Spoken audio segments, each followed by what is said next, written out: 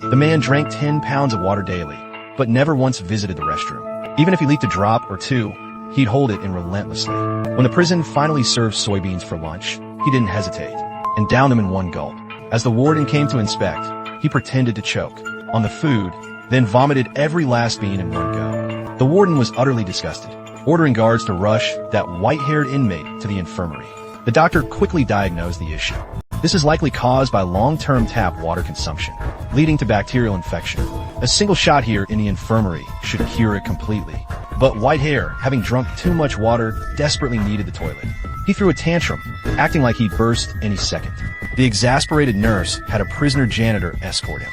Unbeknownst to all, a secret passage lay hidden in that tiny toilet stall. Whitehair had the prisoner guard the door while he climbed onto the toilet, retrieved tools stashed above, and effortlessly opened the tissue cabinet. The space behind was just big enough for a person to slip through. Inside, he restored everything, leaving no trace behind. The tunnel led to the tool room, where they retrieved a hidden plank and installed it beneath a transport vehicle. Crouching inside this hollow plank, they passed checkpoints undetected, as the inspection mirrors couldn't spot them. When the truck stopped at a gas station, they wriggled free from the plank, shed their disguise, and jumped down, hopping into their accomplice's blue sports car and vanishing from the prison. But this was merely phase one of their operation. The grand racing ceremony kicked off right on schedule.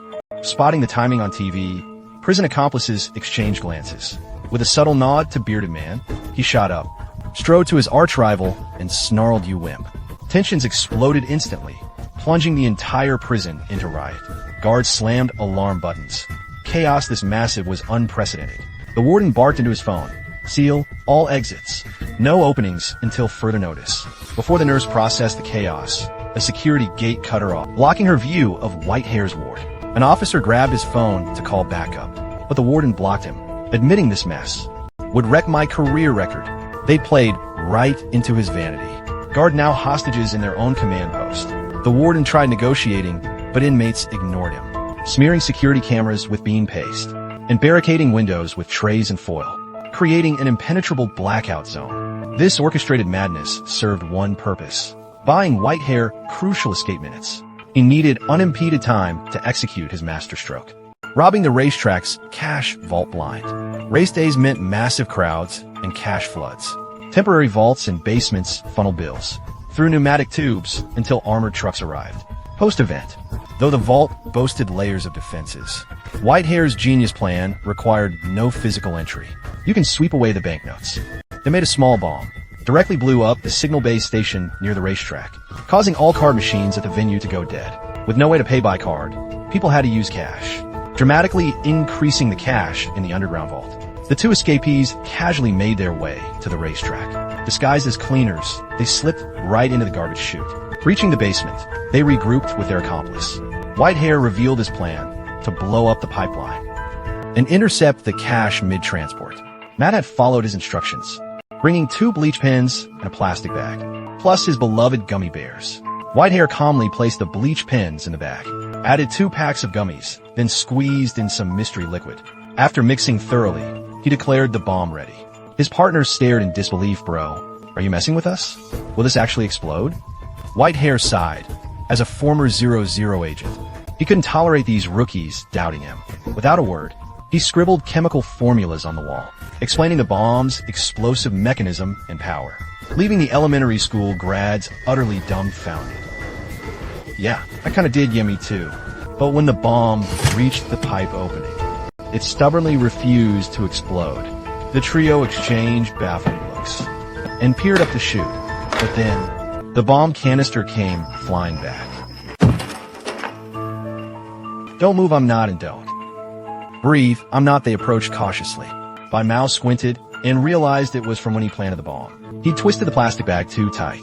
Now, if it was loose, it was absolutely foolproof. Returning to the pipe opening, he dropped the bomb inside.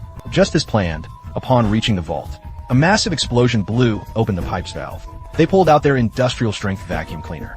Sucking violently into the pipe, cash gushed out like diarrhea. In an unstoppable torrent, they resorted to trash can-sized plastic bags to contain a flood. Bai Mao cranked up the suction, demanding more speed. The overpowered hose whipped wildly out of control. Money rained everywhere as they grinned ear to ear. They dialed back the power and resumed work unaware. They'd overlooked a critical detail. The explosion's smoke plume was billowing uncontrollably. White smoke now snaked through the pipes, reaching a vendor who stared in confusion, before frantically calling security to report the bizarre occurrence. But Control Center reported no fire alarm activation. They dispatched guards to investigate. Security found the duo hauling cash bags and confronted them about the smoke. Cause we both lost our sense of smells when we was little because of the scarlet fever. Yeah, the guard instantly pegged them as special talents and reluctantly waved them through, unaware that those plastic bags held. Get the cash past them, but wait for security to move deeper inside. Spotting white smoke billowing from a room, they instantly go on alert and burst right in. What they find is a staff member secretly puffing away here. Smoking's strictly banned in this workshop. When confronted by security, the bearded guy just sneers. He's already been paid off by Matt, with enough cash to cover getting fired. His simple task?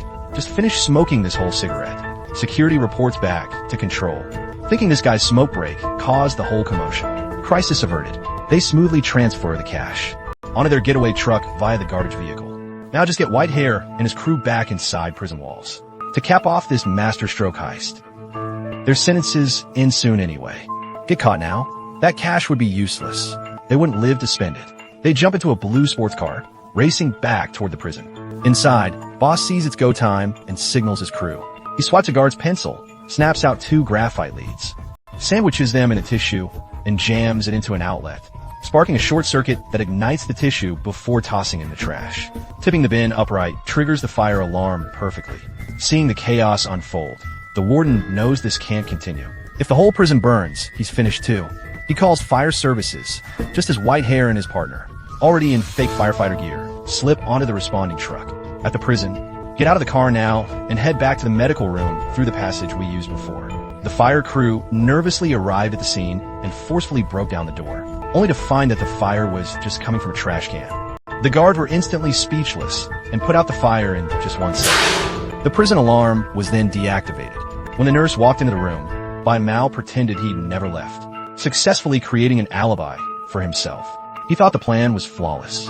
But that day, a news report aired on TV about progress in the racetrack cash theft case. Police had found the stolen money in an abandoned garbage truck. Mal was stunned by the news. After finally getting the money, why had Matt just given it back? After being released, he immediately went to find Matt's brother, only to learn Matt had gone to the countryside, with news that he'd never returned to the city. Mal returned home frustrated, feeling he'd been played, when suddenly a noise came from outside. He stepped out to look. Someone had thrown a shovel in front of his door. Thinking it was a prank, he muttered curses and turned to leave. But then it hit him. Wasn't there a red swing in his yard? He grabbed a shovel and started digging frantically. Sure enough, he unearthed one of the stolen bags of cash onto the swing. Turns out Matt, ever the genius, hadn't returned all the money. During the cash transport, he'd secretly tossed 2 bags into an actual dumpster. Once those bags got buried, the locators hidden inside would lead them right to it for a quick recovery.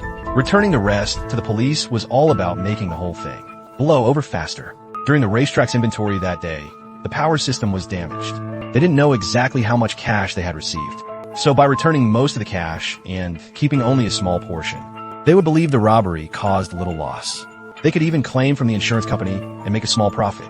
The police would soon stop investigating the case, so everyone could smoothly use this money. Enough for ordinary people to spend a lifetime